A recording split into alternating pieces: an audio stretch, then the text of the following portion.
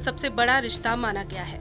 लेकिन संस्कारधानी जबलपुर में जो देखने को मिला, उसको लेकर हर कोई हैरत में है। दूसरी पत्नी के साथ रह रहे पिता के पास अपना हक मांगने पहुंचे बेटे को पिता ने गोली मार दी। गोली जाकर बेटे के दाहिने कंधे में जा लगी, जिसके बाद घायल बेटा किसी तरह जान बचाकर मौके से भागा और सीधे माढ़ौताल थाने पहुंचा। पुलिस ने उसे तुरंत इलाज के लिए मेडिकल अस्पताल में भर्ती किया। फिलहाल माढ़ौताल पुलिस ने आरोपी पिता के खिलाफ मामला दर्ज कर लिया है और उसकी तलाश शुरू कर दी है। ये घटना मेरे गांव कचनारी की है। मेरे पिताजी ने मेरे ऊपर फायरिंग की है। किस बात को लेकर फायरिंग की? जब मैं छोटा था तब मेरी माँ के साथ इन्होंने तलाक दे दिया रहा। इनने लगभग 2012 में दूसरी शादी कर ली, तो इनसे मेरा संपत्ति प्रकरण को लेकर केस चलता है। ये बार बार मुझे दबाव बनाते हैं कि आप केस वापस ले लो, नहीं तो आपको मार देंगे, प्रकरण वापस ले लो, नहीं तो आपको जान से मार देंगे। आज से लगभग 30 सितंबर 2024 की बात है। हम लोग की कोर्ट में पेशी थी। इन्होंने मुझे रास्ते पर रोका, मुझ पर चाकुओं से हमला किया तब भी, और जिसकी FIR मैंने विजयनगर थाने में की थी, उसके बाद भी ये लगातार कहते हैं कि तुम प्रकरण वापस ले लो, प्रकरण वापस ले लो। मैंने की बातों में नहीं आया।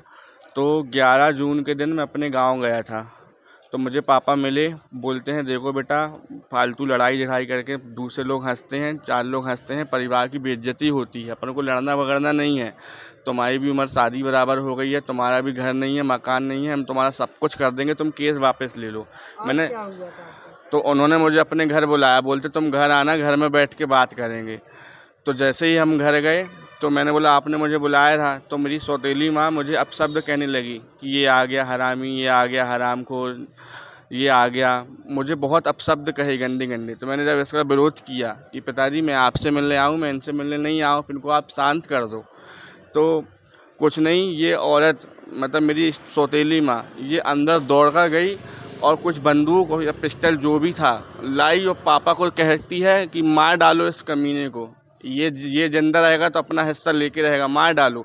तो ये दोनों मेरे पास आगे बढ़े मुझे मारने के लिए। तो मम्मी ने मेरे बाल खींचे, मुझे मारा। जब पापा ने मेरे ऊपर पिस्टल खींची तो मैंने उनसे छीना झपटी की, तो उन्होंने पहला फायर कर दिया मेरे ऊपर। तो मेरे छीना झपटी मेरे हाथ में लगी। जब मैं वहाँ से भागा तो उन्होंने पीछे से फिर एक फायर किया और मैं भाग के सीधे माढ़ौताल थाना गया। थाना माढ़ौताल में आकाश पटेल नाम के व्यक्ति ने ये बताया कि उसके पिता हेमचंद पटेल से उसका प्रॉपर्टी का विवाद चल रहा है। वो उनकी पहली पत्नी का लड़का है। वो कल उनसे प्रॉपर्टी के संबंध में बातचीत करने गए थे, तो वो दूसरी उसकी सौतेली माँ थी, उनसे भी कुछ बातचीत हो गई और इसी बीच में हेमचंद पटेल ने इसी विवाद को लेकर अपने बेटे पर गोली चला दी, जो उसके हाथ में लगी। इस थाना माढ़ौताल में हेमचंद पटेल के खिलाफ धारा 109 भारतीय न्याय संहिता जानलेवा हमले का अपराध दर्ज कर लिया गया है और इसमें विवेचना की जा रही है और जल्द ही गिरफ्तारी की जाएगी। हाँ, प्रॉपर्टी ये जो घायल है आकाश पटेल, वो उसकी पहली पत्नी का लड़का है और कोर्ट में भी कुछ केस चल रहा है और उसी संबंध में वो बातचीत करने गया था, जिसके कारण ये पूरी घटना घटित हुई। तो कहना है कि पहले भी जो पिता है उसने उसको हमला किया था, उसको विजयनगर थाने पर भी शिकायत दर्ज कराई। हाँ, अगर ऐसी कोई पूर्व का कोई आपराधिक रिकॉर्ड होगा तो इस अपराध में उसको जरूर संलग्न किया जाएगा। आरोपी गिरफ्तार हुए? आरोपी के लिए टीम बनाई गई है, जल्द ही उसको गिरफ्तार कर लेंगे। घायल आकाश पटेल की शिकायत पर आरोपी पिता के खिलाफ विभिन्न धाराओं में मामला दर्ज किया गया है। घटना की गंभीरता को देखते हुए पुलिस ने जांच शुरू कर दी है और आरोपी की गिरफ्तारी के लिए टीम गठित की गई है। फिलहाल पुलिस सभी पहलुओं को ध्यान में रखकर जांच कर रही है। फिलहाल आकाश का इलाज चल रहा है और उसकी हालत स्थिर बताई जा रही है।